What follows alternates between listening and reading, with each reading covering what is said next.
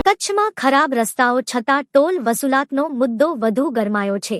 આજે ગાંધીધામ ચેમ્બરમાં યોજાયેલી અગત્યની બેઠકમાં નો રોડ નો ટોલ આંદોલનને 12મી સપ્ટેમ્બરથી સ્વૈચ્છિક ટ્રક હડતાલ તરીકે શરૂ કરવાનું એલાન કરાયું છે, જેમાં તમામ પરિવહન અટકાવવાની જાહેરાત કરાઈ છે।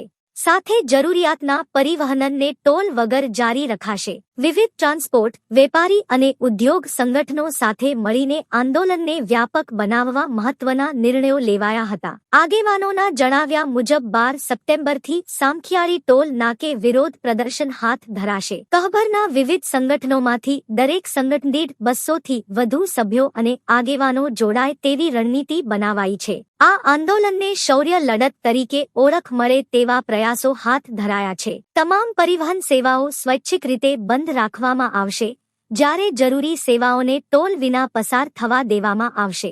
આગેવાનોએ જણાવ્યું હતું કે નેશનલ હાઈવેને રજૂઆતો છતાં કોઈ સુધારણા કે મરમ્મત કે નવા માર્ગો બનતા નથી। ટોલની ઉઘરાણી એક એજન્સી કરે છે, બીજી એજન્સીને રોડનું કામ અપાય છે, જ્યારે નેશનલ હાઈવે કોઈ જવાબદારી નિભાવતું નથી। રજૂઆતો છતાં માર્ગોની મરમ્મત તો ઠીક, પણ કોઈ સાંભળવા તૈયારી ન હોય તેવી સ્થિતિ છે। હવે લડત એક જ માર્ગ છે।